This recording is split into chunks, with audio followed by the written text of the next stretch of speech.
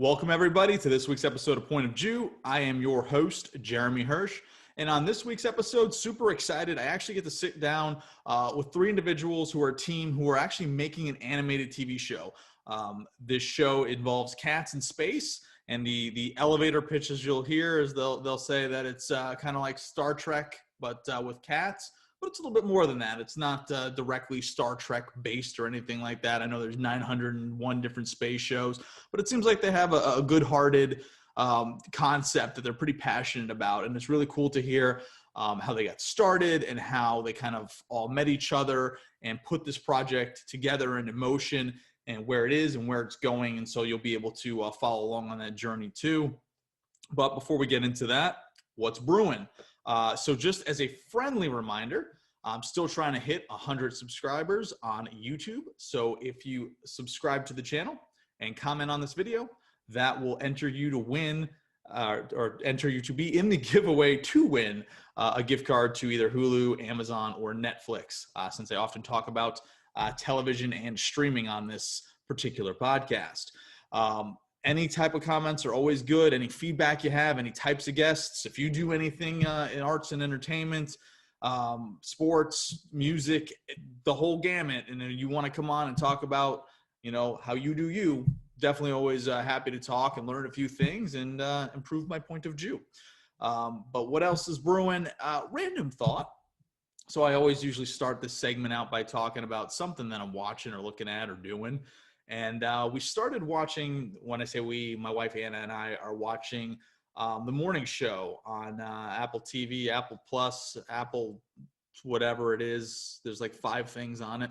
I can't determine if I like this show or not. And that's kind of like a weird review or concept. But my background is in mass communication, and I was, it doesn't matter a whole lot, but I was doing my college's news show on PBS. So I have a very, very small scale understanding of how a newsroom works and how that type of thing functions, because I hosted a number of episodes on that.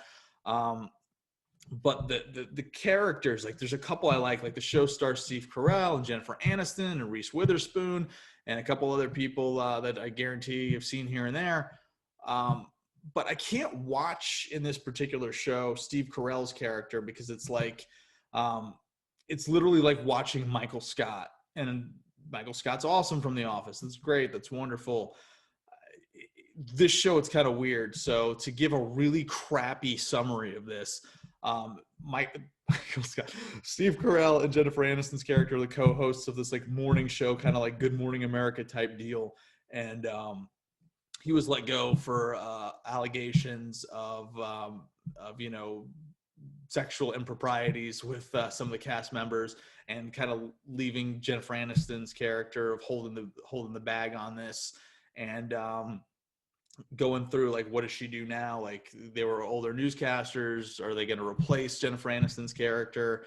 And in the interim, we get introduced to Reese Witherspoon's character, who's this like West Virginia journalist who can't keep a job because she's like too outspoken.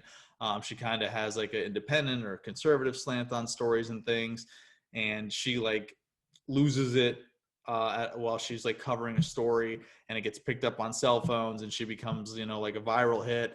And one of the network execs sees her, and he's kind of like super interested in like having her on there. Somebody who works for the show ends up bringing her on to be interviewed by Jennifer Aniston, and they kind of have instant friction. So this network exec's getting the idea like, yeah, we could do some stuff with her. And long story short, she does end up being like, at least where I am, I'm only like 5 or 6 episodes in on this thing. She gets brought in to be the co-host, and they have like a stronger like feminist vibe and viewpoint now, while the network's dealing with this scandal from Steve Carell's character. And Reese Witherspoon's character is super interesting for the most part to follow. They do sometimes do random stuff with her, and it makes it not hard to follow, or not that it's bad. It's just like some stuff, like the last episode I saw, they just like interjected her like estranged father out of the blue, and I'm sure maybe that'll have some more payoff or emotional resonance, but I don't know. I didn't care. Jennifer Aniston's character like waffles between somebody you're rooting for and rooting against, and she's still maintaining her relationship with her former co-host. In terms of friendship, potentially other things, because you find out she kind of sort of knew that he was doing the types of things he was doing. But it's so hard to watch Steve Carell in this. Not that he's not a good actor, or not that he's not engaging, or not that he's not playing a different character, but it comes off like there's serious moments and things where he still just comes off as like Michael Scott delivering a line. And I know when you're an iconic character for a long period of time, sometimes that bleeds through to other performances in terms of perception of the audience, which is, my issue. But there are other actors, and my wife and I were like spitballing in terms of like, oh, well, who else could, be in this role? I can't speak. She suggested, that's the ticket. She suggested like Jason Bateman could do like a likable guy, but has some more serious moments. And I totally think that that's good. Somebody else that I thought would be just fan cast in here, basically, somebody that could be kind of like when I say older, I'm not, I don't mean like a 20-year-old. So like an older morning show type host guy that you could, believe like would have a good personality and maybe is more of an attractive dude. So easier to maybe take advantage of people. I don't know from that realm, but who can do funny and can do serious. I thought like John Hamm would be kind of awesome in that role. Somebody I saw that would maybe be more, not believable, but like fit that role better. I don't know. I like Steve Carell. It's just having a hard time seeing him as the character they want him to portray. So I'm gonna finish this first season. Who knows when season 2 will be out? Pandemic did a wonderful job on television and film, but I'm still gonna give it a chance. I'll give you final thoughts when I do finish this first season. I know I'm a year plus behind on its release, but yeah, it's an interesting show. I mean, you guys to hear me talk about Cobra Kai or WandaVision, and that's like the type of stuff I normally watch. So this is, maybe it's just outside of my ballpark, maybe that's why. But I figured we're about to talk about TV, so might as well give my opinions on something, but neither here nor there. I am excited to tee this up. Again, getting to talk to Dave and Nate and Ann on their wonderful project, Captain Hobbes and the Astrocats. I know many of you are fond of felines. Many of you are fond of science fiction. Many of you are fond of animated works. There's a little bit of something for everybody. There's really good stories, really good takeaways. So without further ado, may I present to you this week's Point of View. Welcome, everybody, to another episode of Point of View. I am extremely happy to have multiple guests, although Zoom makes that really, really fun. We're going to be talking about their show, Captain Hobbes and the Astrocats. I have David Holt, who is the director, who is the showrunner. I have Nathaniel Saxon, who is the head writer. And I have Anna B., who's the artist and basically every other possible thing. I think that about narrows down the jobs, roles, and responsibilities, right? Yeah. I would say sounds so, about right. yes. So starting off, if I may, and please correct me if I'm wrong, Captain Hobbes, David, Hobbes is your cat, right? Yes. In fact, he's probably going to end up joining us. Actually, you can see him kind of in the background, right there, laying on my leather jacket back there. Hi, Hobbes. How you doing? No, we just see a black shape. Well, he's back there. He's probably going to end up jumping on me at some point during this conversation. Well, we got to get the star of the show in there. Yeah, but yeah, the character of Captain Hobbes is based on my actual cat. And a little fun fact is all the other cats in the show are based on real cats too. Well, write what you know, right? Create exactly. What you know. Exactly. So, I know this has been a project you guys have kind of been working on for a few years now. You just a group of friends, you just finished storyboarding, you're starting to work on animatics. And how did this project come about? Obviously cats can, put them as characters, add personality, make a fun story, but what's the thought process or how did this idea spark to you? And then how did you rope Nathaniel and Anna involved? Well, honestly, what it was is I needed a new cat carrier in order to take my cat to the vet in different places. And I actually saw a video online of somebody with a backpack, with one of those little domes on them. Yeah. And I was like, you know what? I'm going to buy one of those. I bought one of those. Hobbes immediately took to it, and he loved it extensively, and it allowed me to actually take him out to different places.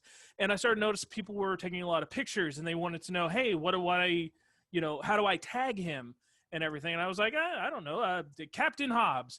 And then I created an Instagram, and then I created a Facebook. And then it just started snowballing from there into the first year, where I actually started taking him to conventions with me. Because I got him registered as an emotional support animal for myself. So I was able to take him places with me without too much of an issue. Now, again, he is a trained cat. It is not just a random cat that I did that. No, he is trained. He does that, and he does help me with certain things. So I started taking him to conventions. People just started hashtagging, going there. And then just one day came up with, I was talking with my buddy Chris, who actually lives in Texas, and he's like, hey, why don't I make a webcomic about him? And I was like, all right, cool, because he's also an artist friend of mine. So he ended up making a webcomic, and we started posting that, and people loved it. And then we just started tooling around with the idea with my old team about, hey, what about a cartoon series? And we just went on from there, and within about 2 months of that, I would say, we actually had a trailer for the cartoon series out. And then, unfortunately, disaster struck there. The original person who made the trailer ended up leaving and moving back to Florida.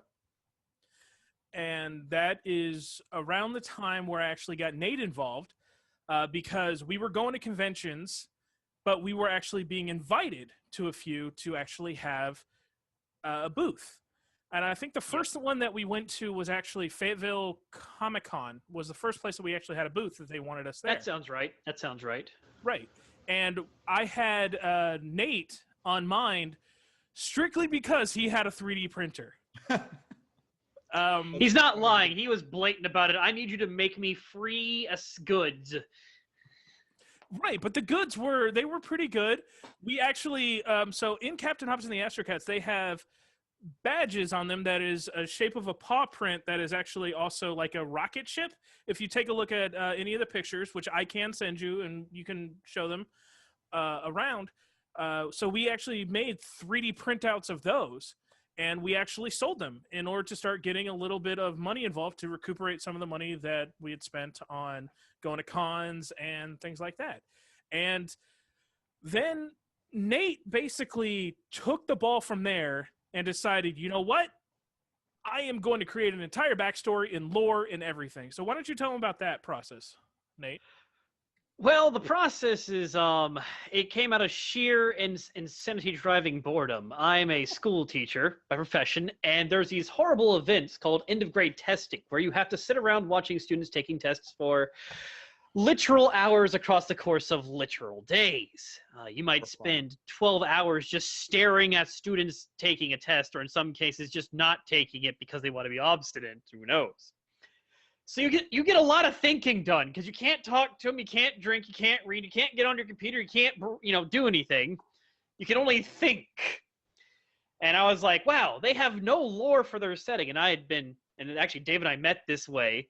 I was his DM for a while in Dungeons and Dragons, and I'd gotten into the habit of writing background and stuff from that. And so over the course of a couple of days, I'm like, hey, Dave, here's some lore for your show, because you literally have nothing explaining anything. He's like, that's great. Can you write me more? It's like, well, I've got plenty of time on my hands, I guess. So, I wrote a bunch more. And he's like, sweet, I will make you, in charge of this now. So you went from dungeon master to head writer just based on your ability to craft worlds from D&D. No, you gotta say D&D dungeon master. You said dungeon masters, people go down a really dark path real quick. You're not wrong with that. There have been misunderstandings in the past, but But I decided, and he says we didn't really have any lore. We didn't. However, we did write the pilot script. I say script, and I'm going to put quotes here. Because I'm going to say this. In the early days of this, I wrote scripts around one joke. I wanted to have one joke inside of the show in each episode, and I was like, this is funny, so I'm going to do this. In fact, the first joke that I wrote the original pilot around was Captain Hobbes and Sergeant Scully are about to go into battle, and I can talk about this without giving any big spoilers. Scully, they both come down the elevator. Hobbes is looking at Scully's ship and looking at his ship. Hobbes' ship is really great. Scully's ship is basically kind of hanging on with duct tape a little bit. And Hobbes is basically like, what in the world is that ship, Scully? And Scully is like, what are you talking about? It's a great ship. It can do the Calico run in less than 15, collars. And Hobbes is just like, do you have any idea how slow that actually is? So I wrote the entire pilot around that joke, going here and there and stretching it out. And I remember I did not have any of the. I basically just had dialogue. I did not have any of the big actions out. I didn't have any of the things that you need: interior, Hobbes, ship, space, all this. I literally would put epic battle scene takes place here. And that's I'll chime in here actually real quick. They gave me this I say it lightly, script. Now to be fair, I didn't have much knowledge in script writing at all. I had to self-teach myself writing because growing up, I avoided English class like the plague. Sad thing is, I've actually taken script writing in college.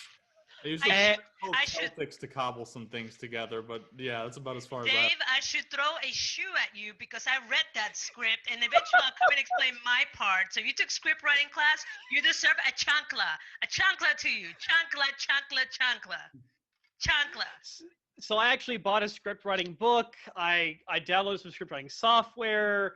I read everything I could about script writing, and I got to work. I wrote an entire 48-page script, and we said, oh, wait, never mind, we're not using this one. Let's write another one. So I wrote a second one, another 26 pages, and the second one was a lot better, I feel.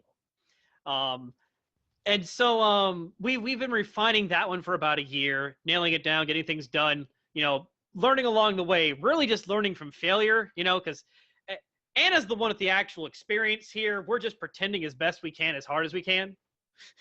Yes. I would say that, yeah. So before we got Anna involved, and we're going to get to Anna's amazing presence into our ecosystem in just a second, we were actually doing very good. We were doing gangbusters right off the bat. People loved everything that we were doing. People loved the idea. People loved everything. In fact, I ended up getting a message from somebody who used to work at Nickelodeon. Oh, wow. Nate, can I say his name? I can say his name, right? Let's just use initials for right now. I'll just say M. So Yeah. Mr. There you M. go. Mr. M. So Mr. M, messaged me. He's like, hey, I saw the trailer. I used to do this. I used to work on Nickelodeon cartoons back in the 90s.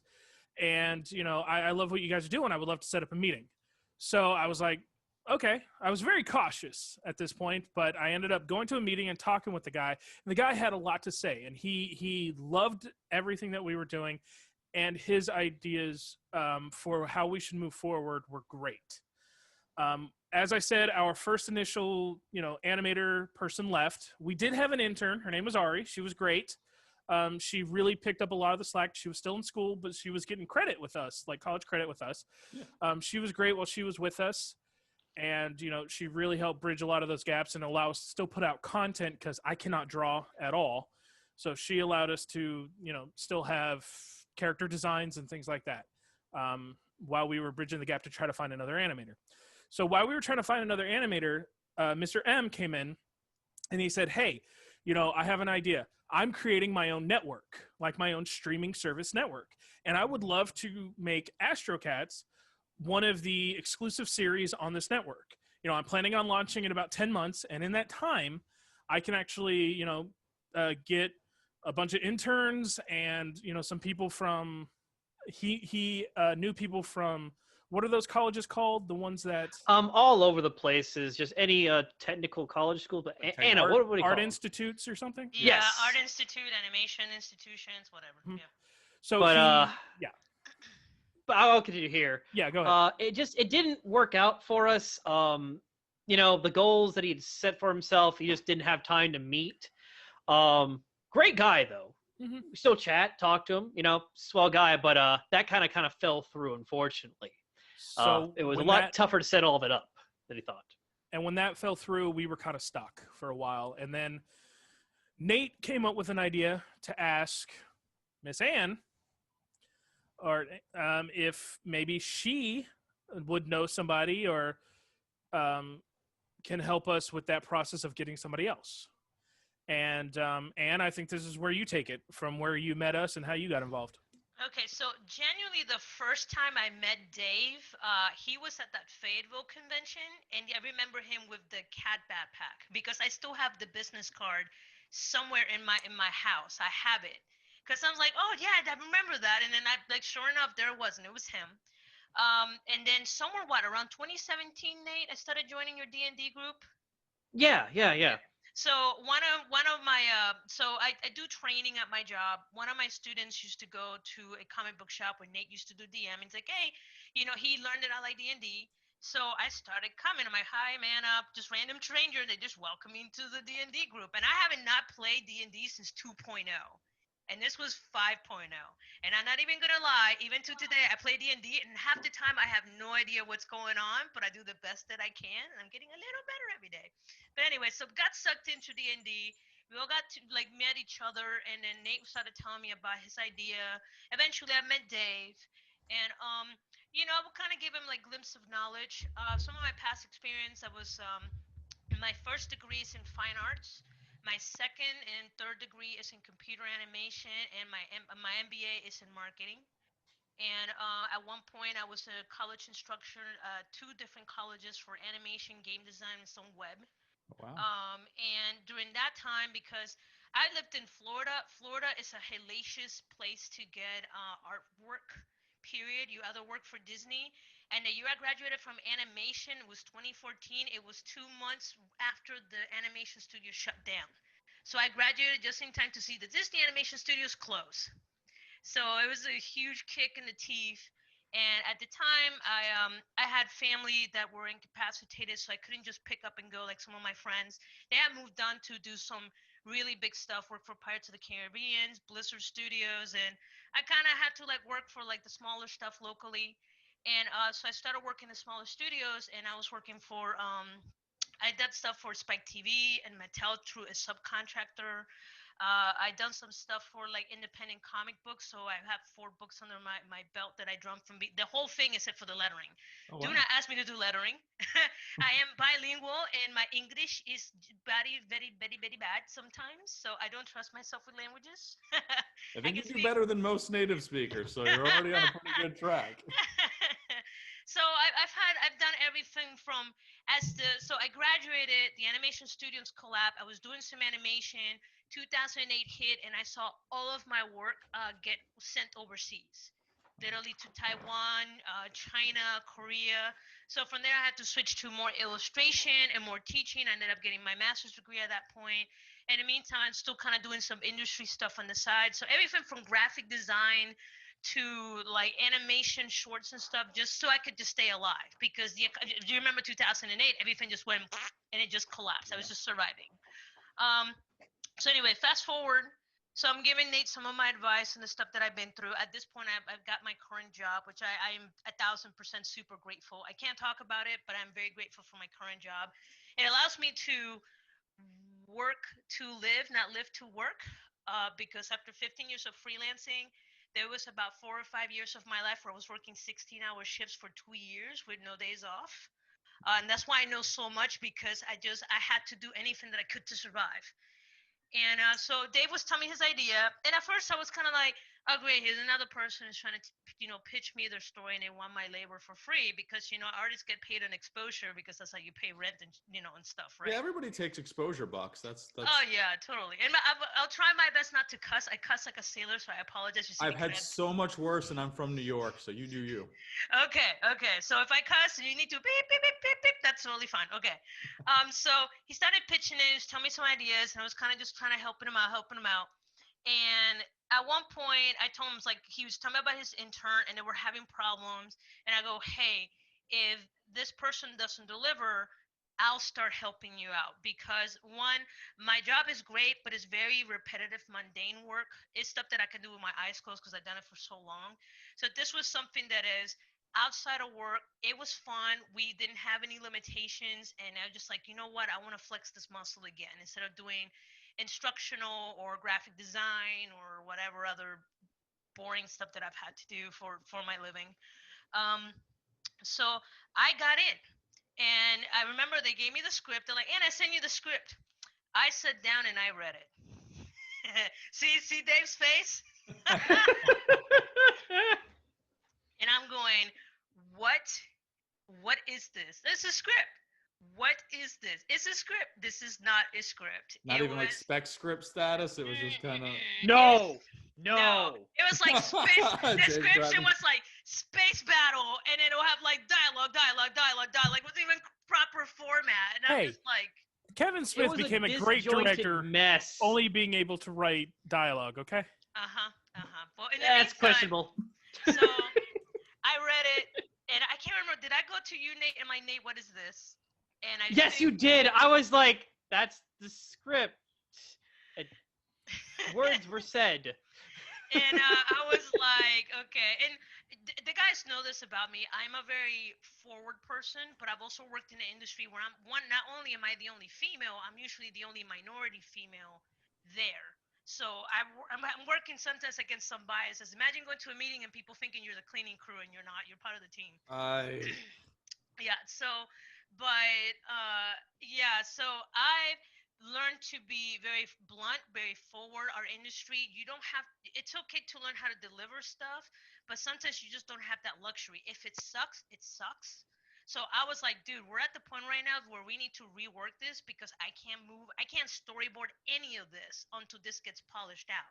So we started with that. Nate did his part. We started doing research. He bought himself a software, and he did a bang up job. Like we went through together. We hung out a couple times on what's the Discord we're using? Yeah, Yep. Discord. And we're like, okay, how do we fix this? And we went shot by shot by shot by shot. And Nate put in the time and he fixed it. And I'm like, we got it close to it was fairly clean. So at that point I go, okay, I need to rework the characters because the characters they had that were okay. They're good if you're doing like Newgrounds type of work. It's great, but they were missing. If it was gonna get pitched to like a higher company such as Netflix or Nickelodeon, they needed to have some personality and a kick. So I brought in my character design skills into that. So Dave, when you get a chance, if we're allowed to, can you send him the previous version of the character versus the new lineup?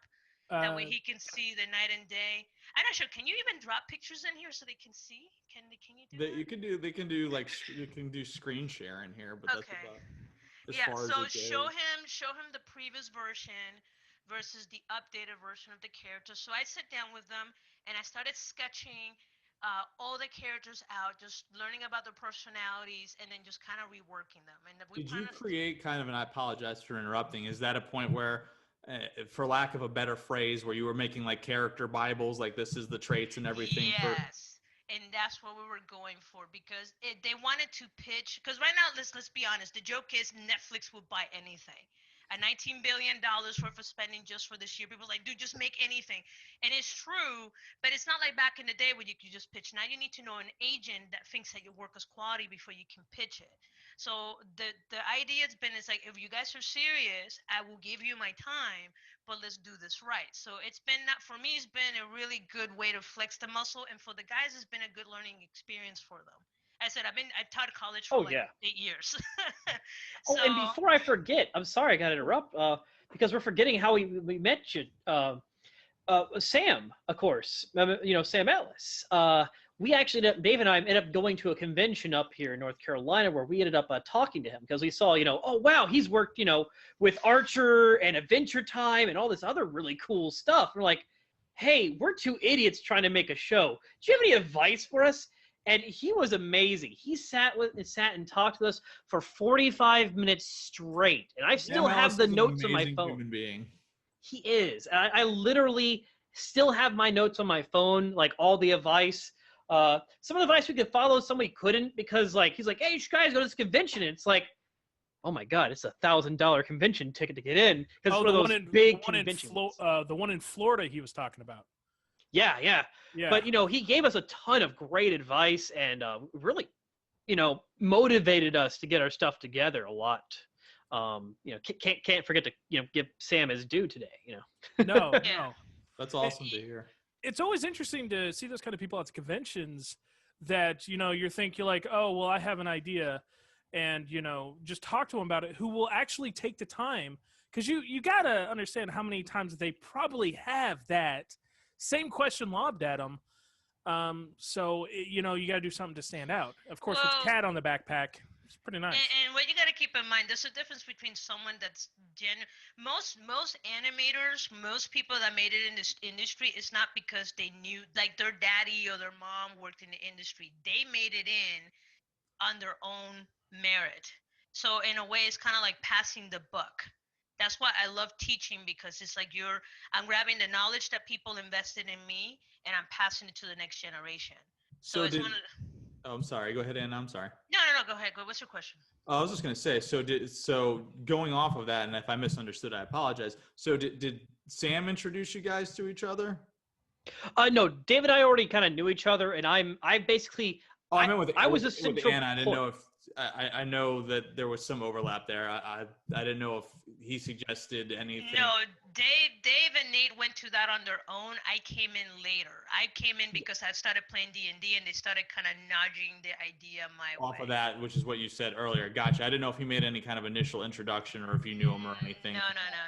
Gotcha. But shortly after, I kind of gave him the whack in the head about the poor script.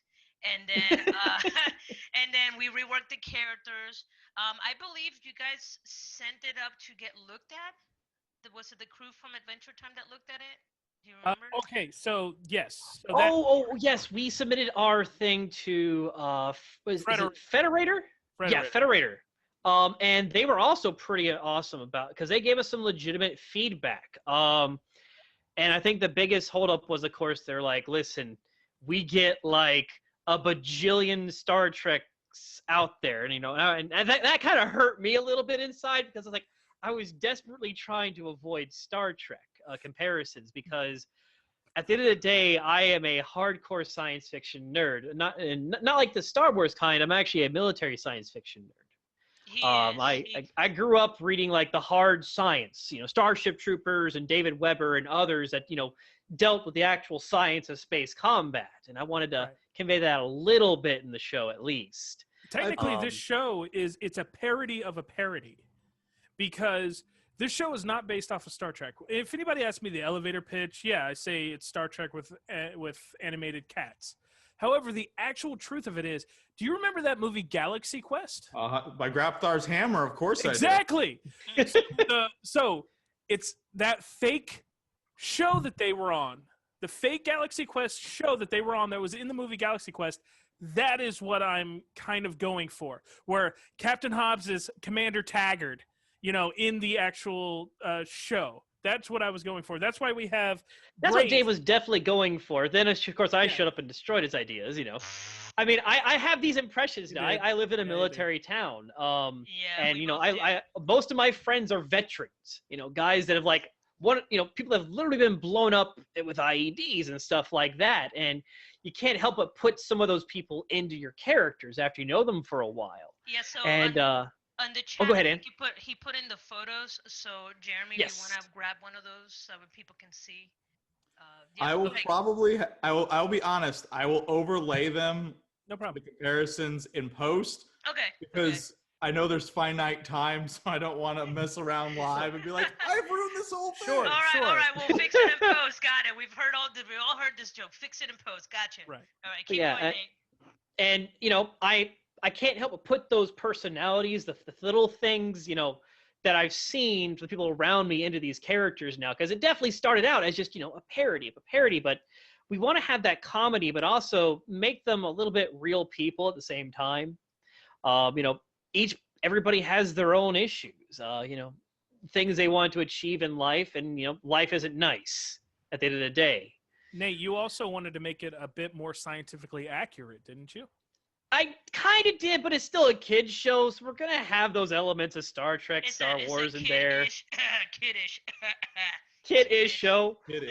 But I was able to put in some things I really enjoyed, like the vastness of space. One of the things I've not hated about Star Trek and Star Wars, but no one's been kind of brave enough to try, everybody has to be within viewing distance to the fight, but space is gigantic, and if they're far enough away, the light where they're at currently, they're not going to be there Is because there the no light's so noise old. during the space battles either? Because of the vacuum. It's of a kid's space? show. We got to put the pew-pews in there, I've been working on that for the past couple weeks. But I do like the things we've added in, like long-range missiles and self-defense. You never see that in Star Wars, Star Trek. Where you mean that we finally define what space battle was? Space battle? You know what?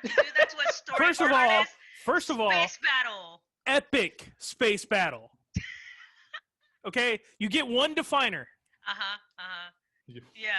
Yeah, that's what was in the script. Epic space battle. You don't do that to a storyboard artist. Okay, I'm like, what does this mean? Do they throw a shoe in space and it hits the bad guys in the head? Do they explode? Well, I will say that the good thing about bringing Anne on and everything is I've actually learned a lot about the process that you go through with everything. And before then, yes, I had just insert epic space battle scene, and she's like, no, you have to do this, and this.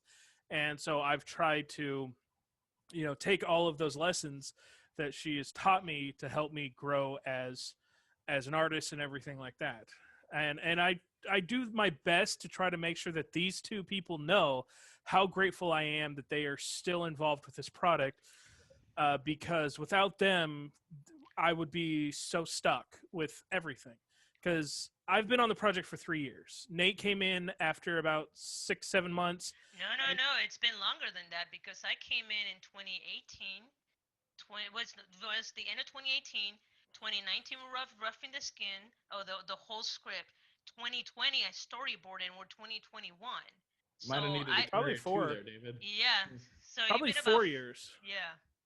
And I've had just so many setbacks from that point that it does get discouraging after a while. But these two have helped me, put everything into context, and have helped me, realize, that it does take a long time.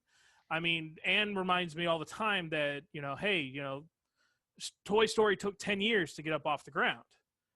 And, I try to remember that every time we have a setback or we have to do more rewrites or everything. Because, yes, after 4 years, we finally have the storyboards done. But that's actually huge as to where we are. Yeah, and I mean, like, I worked in teams of like 10 people. Like I said, I'm usually the only female in the team. And we'll work on a 30-second product that's a hybrid with CGI and hand-drawn features. And that took us 30 seconds, took us 6 months. So here we have 3 people making something from scratch, one that has some experience, 2 people that are learning. It's going to be a little slower. Plus, it's a 30-minute episode, or just pretty close to 30 minutes. So that takes a lot of labor. So right now, the guys are learning the process as we go. Now, shortly after we got that feedback from the studio, the guys were they were discouraged, but I'm like, look, they actually gave us feedback. This is good. They did not email us. They didn't say this was garbage. They genuinely gave us feedback. So let's go ahead and just step up our game. So then we went back through. I think we went through the script again. We did all the notes, and then we kind of fixed the characters. There was a couple things that kind of felt flat that they pointed out. So we went ahead and we fixed it. At the time, I wasn't storyboarding yet because we're trying to put the Bible together. We still had this young lady that was helping us out.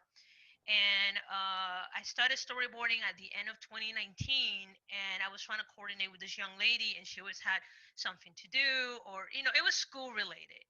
And I go, hey, dude, just let her go.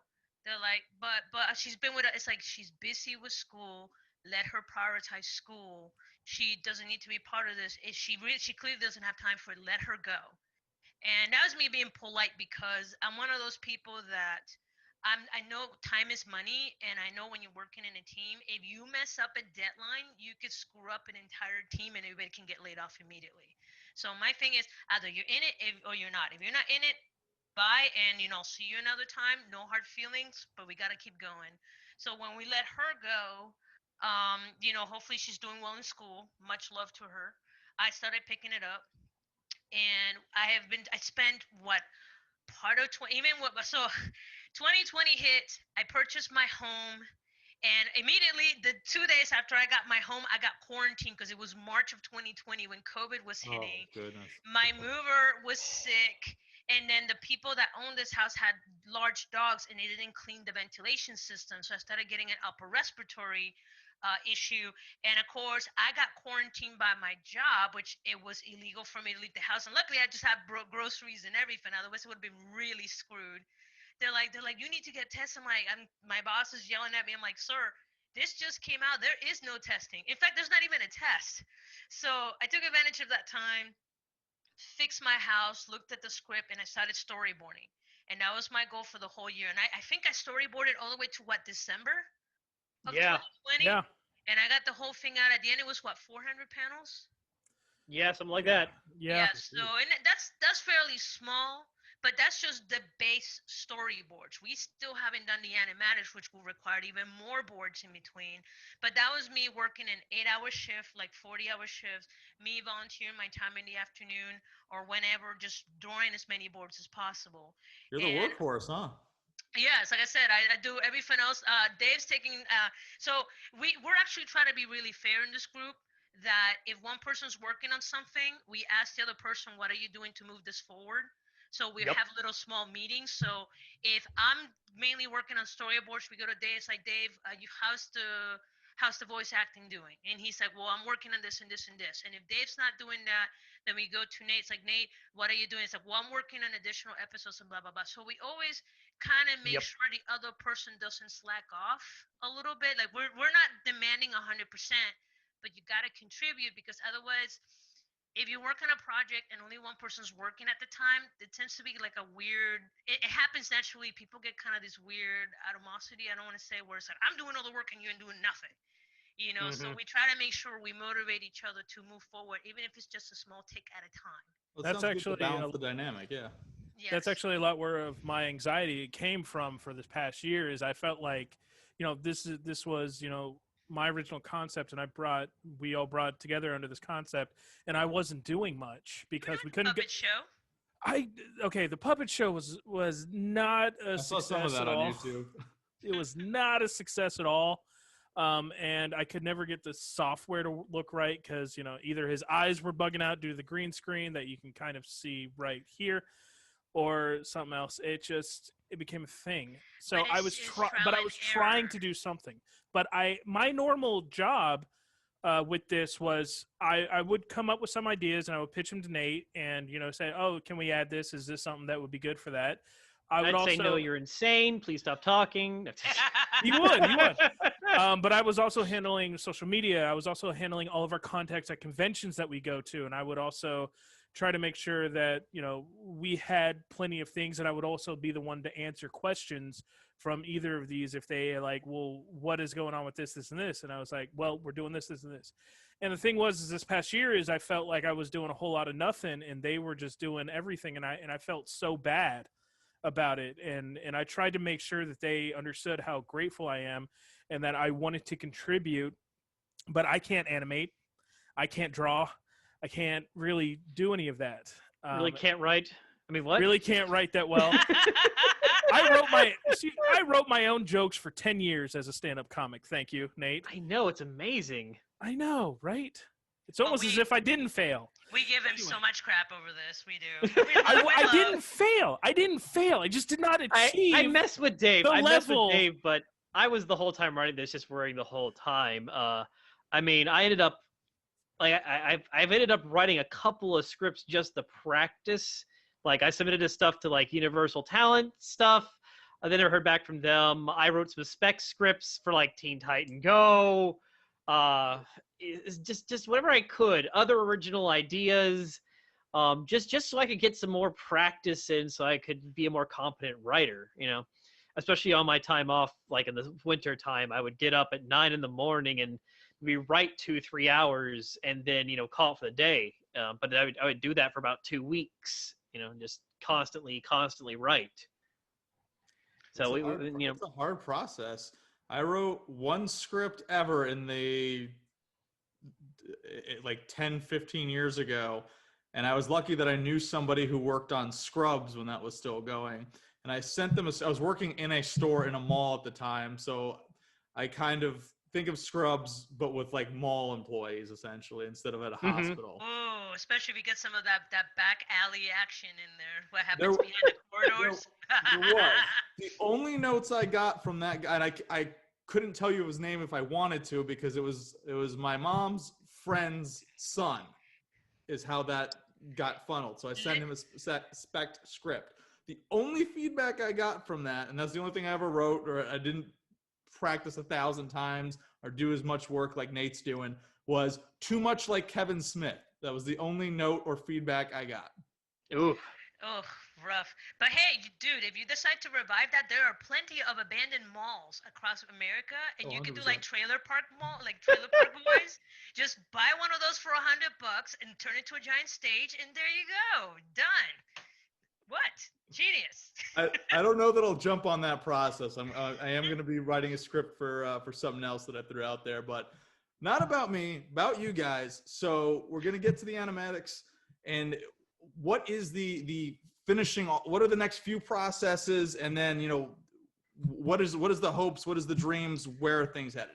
So right now we're at the point where Dave is collecting the voices. Dave wants to try to do the animatics, and that's totally cool. He's right now figuring out how to do timing with the audio. I think the last few notes I keep telling is like, dude, it's going to change when you start putting panels to it. Because I've done a lot of animatics in the past. So it's one of those things that I'm like, okay, it's going to change. Like I've done it enough where I'm like, you're going to see this change a lot, but whatever. So that's the main goal this year. Get the voices, probably, hopefully within the next month or so. Once he has something laid out, then I'm going to go in right behind it, and I'm going to do in between those storyboards, add more boards. So that way, by the end of the year, we can have at least a full-fledged animatic that we can genuinely pitch to these companies. Like, hey, we're very serious. I know you've seen, especially with quarantine, I don't know what it is. Everybody wants to launch their cat in space. I've seen so many cats in space suits the whole quarantine time period in all my digital artist groups. But at least, we have a Bible. We have some characters. We got stuff developed.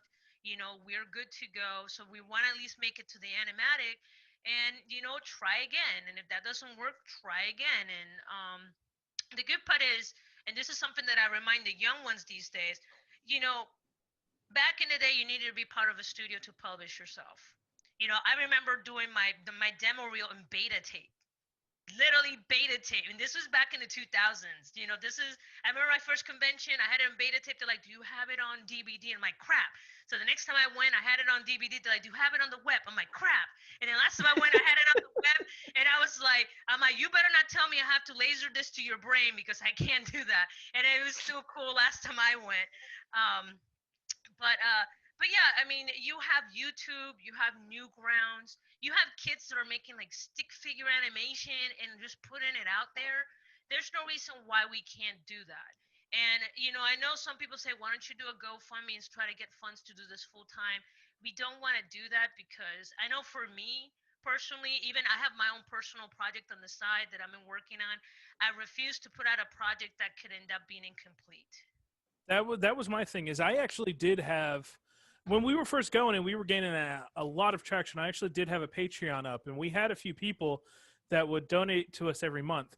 But then when our first person pulled out and a lot of setbacks started happening, the content became less and less that I would put out, and I felt bad about that. See, that's the thing, is I always feel I have a lot of emotions where I do feel bad about a lot of things. I feel bad if I'm not doing enough work. I feel bad that I'm making these guys work for free when they have skill sets that can make them, tons of money. Thankfully, they like me and apparently I have a cute face. So when it's Hobbes. We just like Hobbes, actually. I know. I'm sorry. I get it. They do It's it fine. all for Hobbes. All for Hobbes, man. I took down the Patreon, and of course I get asked all the time, why don't you do an Indiegogo, a GoFundMe, and everything like that. I see a lot of projects on there where people are doing cartoons and all they have is they just, this is my concept and everything, and here's my Patreon. I didn't want to do that. I wanted to be like, okay, if we do a Patreon, I want to have, yes, we have the script done. We have the character designs done. We have the animatic going. We have the voices done. Basically, what you're paying for us is to take that animatic and to take those storyboards and make them move and make an actual animation. Not, you give me money and then I'll get around to doing all of this work first. I wanted to put in, a lot of work before we went that route. Yeah, so probably the option would be more realistic because otherwise I can animate this, but this is 22 minutes worth of Yeah. stuff. I mean, so realistic, at least we can get the animatic, put it out there, go, hey, we can approach a company's like, how much would it cost to do a pilot? And we can like pay them. So at that point, then we would need to raise capita to try to get the episode, and then that way we can go about it. Even if it's just a 10-minute short, it's better than zero. So we Right. have something to show. But realistically, if we want to pitch this to the big boys, that's the way we will have to go because I'm fast. I'm not making 22-minute. In like a couple months fast, unless I don't sleep, which I kind of started learning how to sleep again. So yeah, I kind of enjoy that. A couple hours. I mean, the first bit of money we get from selling this thing, it goes towards them. Yeah. Those two, it goes to paying off the money that I've paid on this, but I'm going to take a little less money. It's going to go towards Nate, and it's going to go towards Ann, because again, we wouldn't have been there if it wasn't for them. I'd rather just spend it on the episode. Well, we can do that too. There you go. But that's gonna be another meeting that you guys are gonna have to sit down. Yeah, pretty much. It's gonna be a my fun dream meeting. of to kind of get in there and the money's always been like a very nice idea, but like for me, the idea of actually getting to work and create something for me has been a really big driver of this. 'Cause, like I said earlier, growing up, writing was my mortal nemesis. The grade I always had the lowest in school, writing and all that other stuff. But then I found out, wait, I'm an adult now. They can't tell me what I have to read or write, and I realized I enjoyed writing.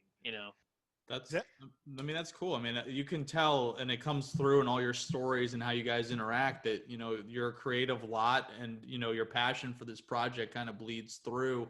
One thing that I noticed and saw, and you guys mentioned going to them as well, is, in terms of drumming up interest and in terms of like sharing, that passion, has it been harder without the Comic Cons to go to or show up at,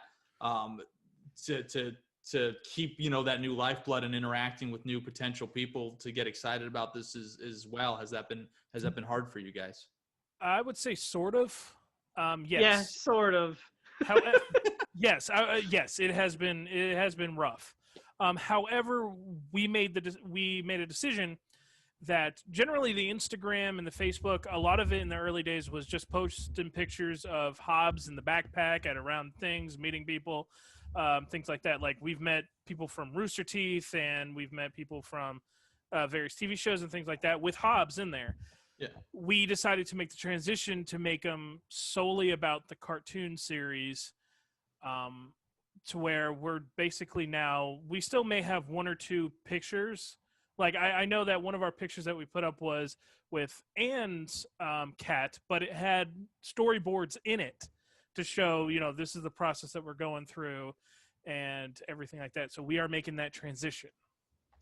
Yeah, I have a love-hate relationship with Comic Cons because my earlier career, like I said, I did comic books for a little bit. Yeah. I have some PTSD stories of guys being a little weird around females that are artists. At cons, you don't say. Yeah, I know, right? It's like, whoa, you're a girl and you draw? And I'm like, yeah. And you're a girl? And I'm like, yeah. And you're a girl? I'm like, do you want to buy something? No, they want to stare at you and wonder what it's like to be outside of their basement for more than that. But that's another real war thing that, Nate could put in a script. Maybe somebody gets PTSD from a hairball. You never know. Oh man, it's a rough hairball. Don't we have a spider episode about that? That was the first script. We don't. Where Hobbes spends an entire episode in his quarters because there's a spider outside. That would be a minor subplot in an episode later on. I'm inadvertently throwing spoilers out there. Well, it's not even a real script yet. I'm spoiling concepts. That is next level. So as we conclude a little bit, what is the main takeaways you want people to know about the project and what you want people to look out for? This is hard. This is. So right now, just like, at least from my part, I'm kind of a backstage hermit kind of lady. I usually tell people, yeah, we're down for a little bit, but let's take advantage of the time and really make the most of it. So we want to kind of let people know, hey, we haven't stopped. We're still doing stuff. We're just not out there because, COVID. We want to keep people safe. We want to keep ourselves safe. And, You know, we're still working on stuff, so it's not going to happen overnight because, as you heard, this is a really labor-intensive process. But we are still moving forward, even if it's just one panel at a time. If it's one panel per day, we're do that, but it's better than zero. Yeah, I basically, to the people that have already seen us over the past 4 years and have been with us the entire time, I'm always thankful to those people that I get a random message every once in a while that just says, "Hey, how you guys doing?" We haven't seen much from you guys in a while. And yeah, I want to reiterate what Ann said. We haven't stopped. We're still going, but there's a lot of stuff that we can't share to the public because it's either not finished or it's not quite where we want it to be. And we just want to say that, yeah, we're a 3-person team, and studios and everything have 30, 40 people working on a series that for 10 episodes, 20 minutes a piece, take an entire year for all of them. Yeah. It's going to take a while for us, and we're trying our best to do what we can, but we are all still just donating our free time. We're not getting, paid to do this yet. And once we are, then you could probably see a lot more stuff coming out a little bit faster. In the interim, to keep up with you, though, they can follow updates on facebook.com/Captain Hobbs. Yep. We have Twitter as well, Instagram. And I'm going to put everything in the description so the people that want to join you and follow the journey. So when everything does launch, trying to use space pun there, but horribly. But no, so when everything does launch, everything does come out, they can kind of follow you on the journey and be there with you, because I've taken, and I've looked at the storyboards or the drawings and things that you have shared and the ideas and the concepts. I mean, it sounds like it's going to be an extremely fun show. It sounds like it's going to be something that, while you said kid-ish, it's something I think everybody's going to be able to enjoy. Yeah, I mean, there are a few space shows out there, but they're more deemed towards higher adult and everything. I mean, little kids watch them. You got Rick and Morty, that's supposed to be an adult themed show, but obviously younger viewers watch it. But we were trying to hit that age range that's a little bit below that, even. I don't know. It Yeah, depends. for actual advice, I would say a willingness to have to learn. I mean, before I even wrote anything, I literally watched Brandon Sanderson's 12-hour course on how to write.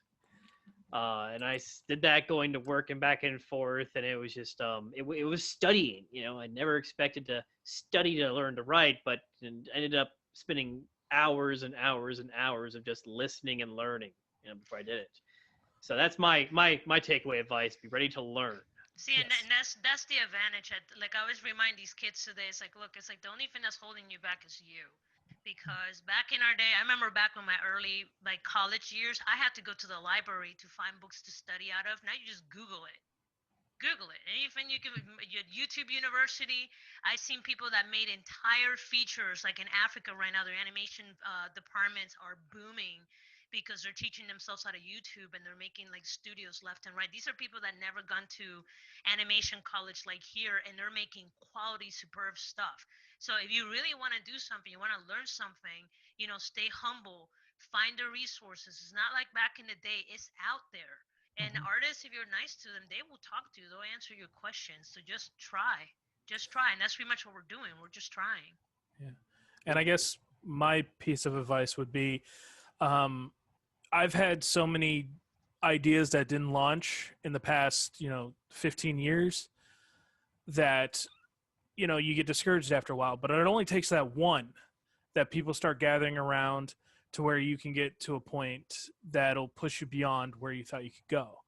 Is that Captain Hobbes and the Astrocats is the first idea that I've ever had that's gotten so far beyond just a concept and idea stage to where, I don't even think I could pull the plug at this point, if I wanted to, which I definitely don't, because it's not just me involved anymore.